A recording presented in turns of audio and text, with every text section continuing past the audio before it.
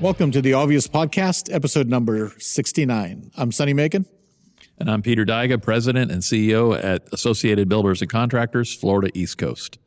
You're listening to the Obvious Podcast the day after Christmas. Welcome. And just so you know, all of the opinions expressed are our own. Love the show. We ask you to subscribe on major podcast platforms or watch us in action on YouTube. Follow the Obvious Podcast on Instagram, X, and Truth Social, and now on TikTok. All the links you need are in the show notes. Reach out to us anytime at theobvious@abceastflorida.com. And if you're enjoying the ride, we ask you to help others find us by leaving a review wherever you listen. Merry Christmas. Friday.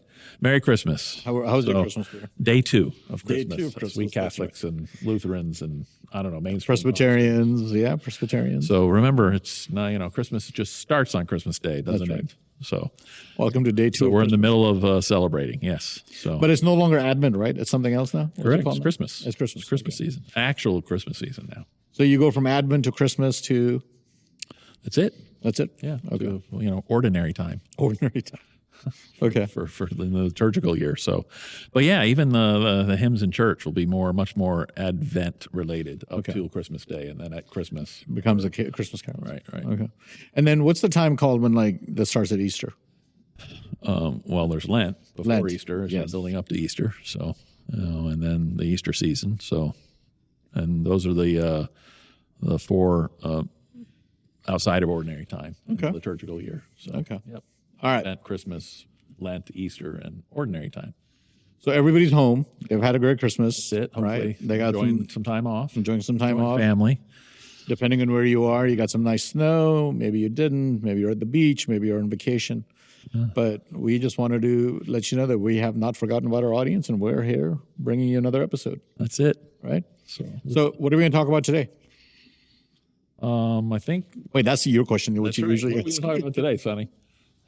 What uncontroversial topic? are we talking about today? Nothing controversial. So I wanted to ask you today about, let's do a little recap, right? Like for the year, like what 2025 has been like. And then I'm really curious as to what do you think was the most interesting news story to you personally? What was the most interesting news story of 2025?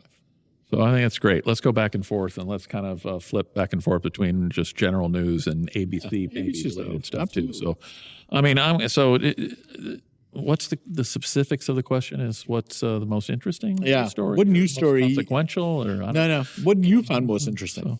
Well, I mean, sure. So, well, I'm going to lead with obviously the inauguration of 47. So, Okay. because it's just about pretty much everything in our lives is being impacted by that leader.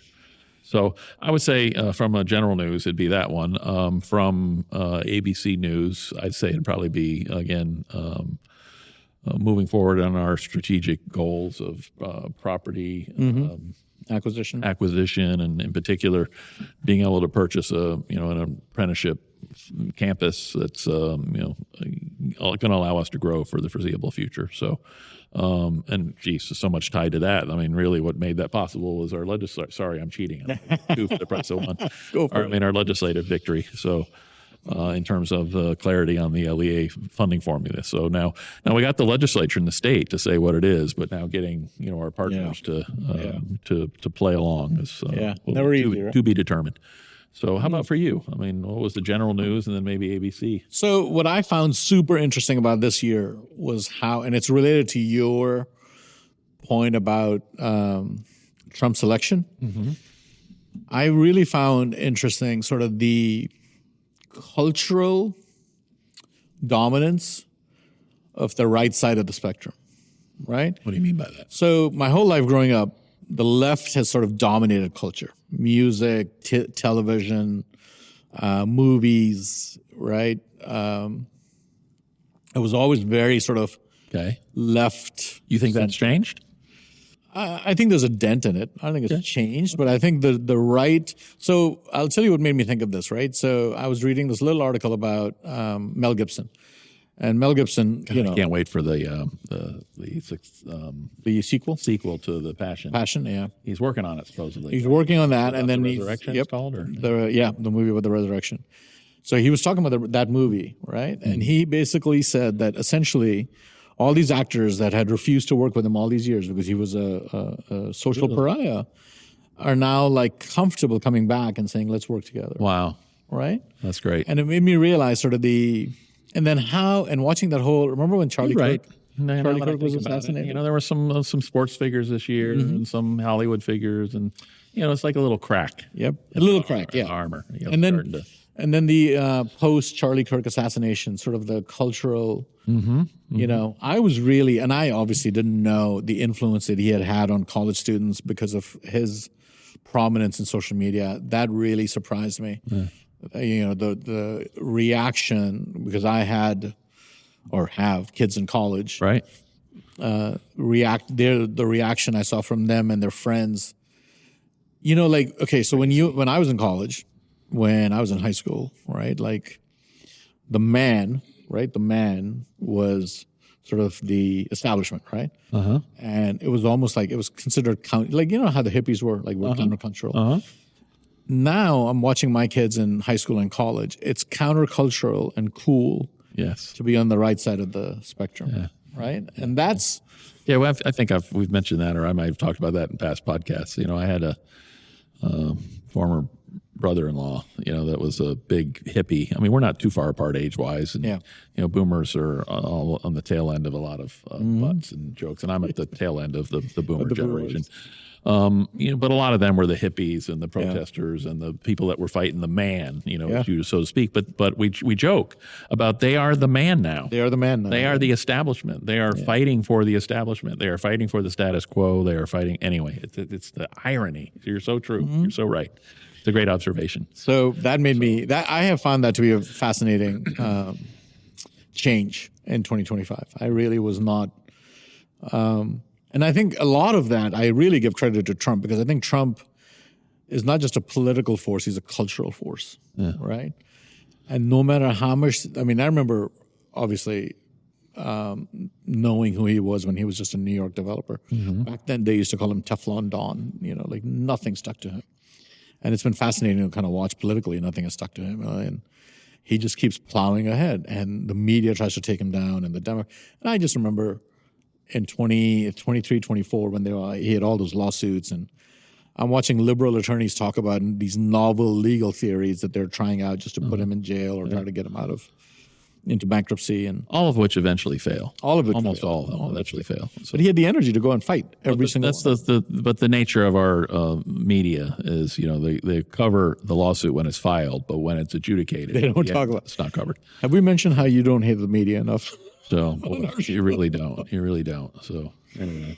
So and then obviously ABC wise, I think the building in Miami, which so many other successes kind of led to that. And I think the greatest story that I think we had as an organization is sort of, I think our team really gelled well together. Everybody sort of came together. There's a unity of mission and purpose with the team that is so rare to find. And I think everybody knows what they're striving towards, right? And we have a lot happening here at this organization. So between CARES and between that's the institute, amazing thing, right? Yeah. How well we excel in every aspect of it. So what is it? Success has failure is an orphan, and success has many fathers. Right? Yes, yeah. And certainly you see that here, and you see a lot of the people here succeeding, and then everybody's like, "Yep, that was an idea I had." And I'm not talking about staff; I'm talking about other sort of stakeholders.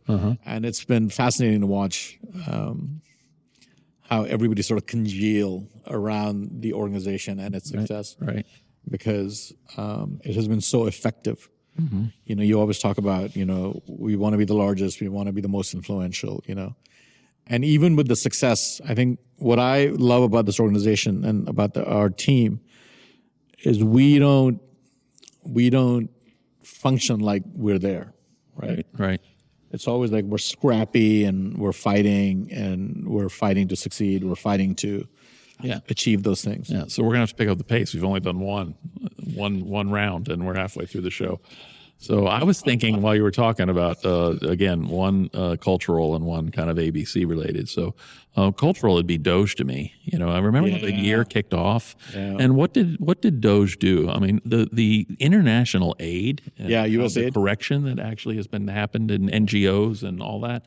I mean, it's just, wow, that's a big story this year. And hopefully that'll have some lasting impact in how we spend that money and distribute it and whatnot. So to me, that was a big national story. So another big ABC story for me was, the ABC National Board of Directors actually approving, $100,000 of, board restricted or board designated funding for CARES, which is a great, and again, we've been doing great things with CARES for a long time, but to get to this stage where now we're going to hopefully have annually matching funds, from ABC National whenever we have those foundation trustee designated disaster relief, efforts, is really a cool development, if you will, in the life of ABC Cares Foundation. So, it's interesting, right? You start something and you're like, man, I hope this works. And when it works, because you have plenty of detractors. Of course. At the moment. Of course. Again, what a terrible idea. Why are you doing this? Waste of money. Waste of time, right? What's the point? What's the connection? Right. We haven't heard that, have we? Anyway. No, because now it's everybody's idea. We told you, Peter. Remember years ago we said you should start CARES? But it's such a seal of approval of the success of the organization, right? For national to be like, say nothing of the people, the enormous number of people that it helps every year and growing. I mean, you were there. You and I both were there, along with our board members, the national board. When they were having the discussion, I was not expecting this because there was no planned, agenda or whatnot or scripted. People started standing up from different parts of the country, different chapters, talking about how ABC Cares has helped somebody in their chapter. Yeah. And not all of them actually got up. Who have been benefited over the years. I was especially moved by this lady from Texas. Yeah. When the floods happened. She got up and a couple members got up from her chapter. And anyway, it just was going around the room in different parts of the country. It just was a little stunning because you don't realize how many lives it's impacted. So it's great to have the national matching dollars, which are going to help us raise money for good causes moving forward. But the real impact is the people we've helped. So I'm going to go back to your point about Doge. So this was very interesting to me. I didn't do a lot of reading or research into like the whole Doge thing, but I did a ton of reading and research into the USAID issue and what USAID was up to and how USAID was spending money and all of the things that sort of Doge uncovered on the USAID side. Mm-hmm. And all I could think of as I'm reading this, first of all, it's horrifying, right? What a waste of taxpayer money. Mm-hmm. For decades, right? Nothing new. No wonder people hate the U.S. I mean, And all I can think of is how useless have the Republicans of the past been, right? Yeah, sure. Nobody tackled this. Nobody talked about it. We paid lip service to it. Oh, government waste. Yeah, exactly. But nobody actually did anything about it. They were all on paper. Yeah. That's what's really, anyway, in fact, we've talked about this many, many times. That's the difference between the current occupant of the White House. He's actually had an impact. He's actually putting his money where his mouth is. Is that the saying, the phrase? Not even his mouth. He's putting money where all the Republicans have been paying lip service for years. Correct, and that's what so many people are upset at him. Yeah, just keep paying lip service. Just keep talking about the drug war. Just keep talking about wasting government spending. Don't actually do anything about it. So exactly. So did you have anything you want to add?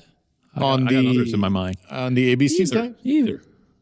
Cultural or how about to me, the story of the year, what about the lowering of inflation? I mean, we just came out of 4 years where what was the average? I don't know, 9%? 9%. A year? I think it was the average. I mean, to have somebody come into office and within at the beginning of the year, eggs and chicken and and all of a sudden that story went away because boy, what do you know? Leadership actually matters. You just stop slaughtering your eggs and you actually can produce more. Or stop slaughtering your chickens and you actually can produce more eggs. Anyway, just general inflation. Now we don't have deflation. That's true. I mean, there may be some commodities that we have, but the rate of inflation is, has drastically decreased, which is great news. Coming along with that is, decreased oil prices and gas prices, which continues to go down, which is great. Decreased interest rates, which is, happened a couple times. By the time this episode airs, I think probably will happen again. So that's all good news. I saw a sign of a gas station. It wasn't in Florida. I forget where it was, but it's under $2. Wow.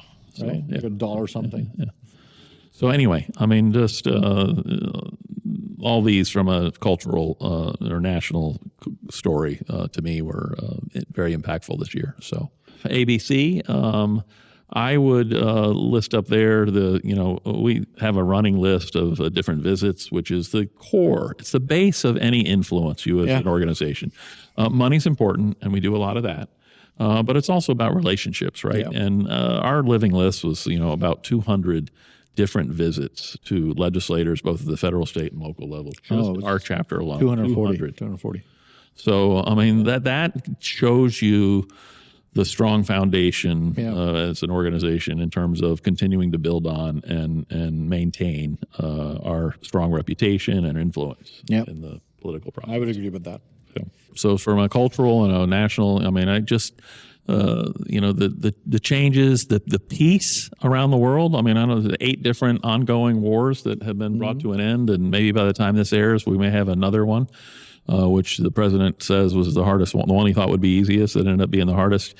This I don't know. This president does not get enough credit in my mind. I mean, nobody was even talking about Gaza anymore. Right. Israel, Gaza. Right. Like, it was all over the news, and now it's just disappeared. Yeah. I mean, I can't even name them. That's how. Unfortunately, it doesn't speak well for me, I suppose, to be able to list the whole 8. But if the media did their friggin' job, did we mention that you don't hate the media enough?